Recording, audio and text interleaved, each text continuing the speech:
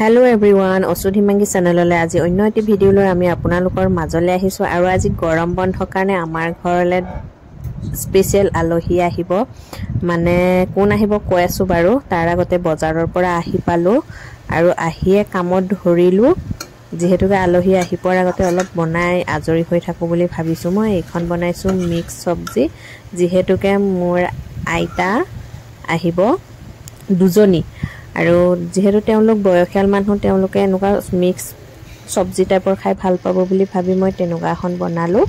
আৰু এফালে মই কাটি ৰাখিছো কুন্দুলি ডাংবডি আৰু এটো পটল এনেকে কাটি ৰাখিছো এইখনো এখন মিক্স ভেজে বনাম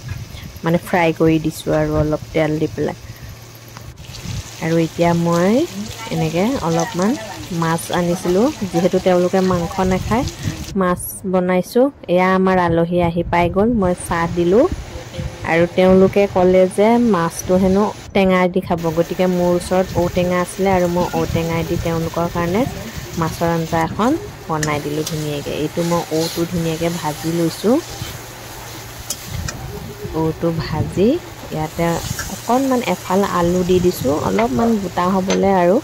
বাকি আপোনালোকে তো জানে আৰু টেঙা আঞ্জা কেনেকৈ বনাই হেতু দেখাব লগা নাথাকে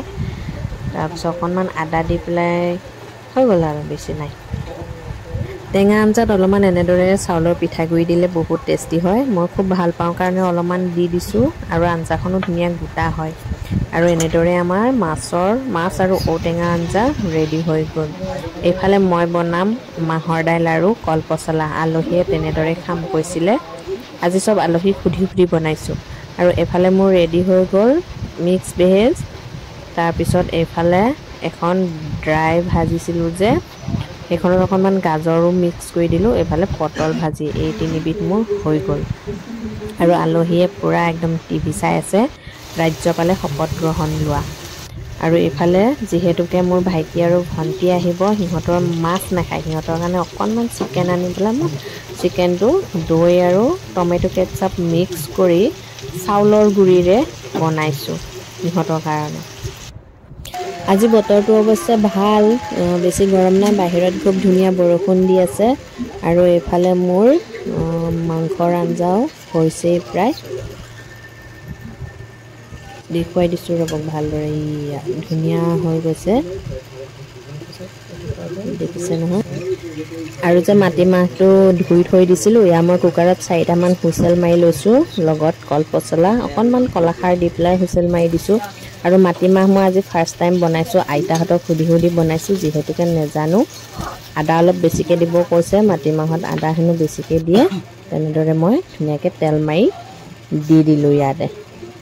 দাইলটো ৰেডি হৈ গল আৰু এইফালে কথা পাতি থাকোতে মাহী দুজিয়া আৰু ধুনু আহি পালে ই বলে মুক বলে বেয়া পাইছে বলে ইয়াক এটা বেয়া পাটো কেনেকে খুৰাই দিও ইটা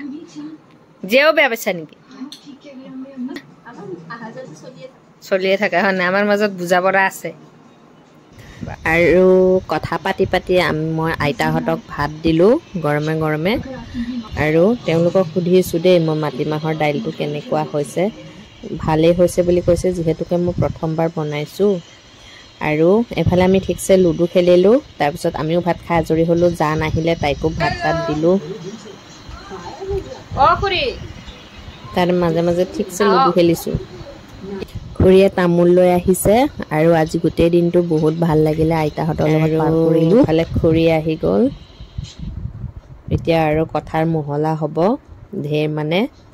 আৰু আমি কথা পাতো এইটো ভিডিওৰ পৰা বিদায় লৈছো বাই বাই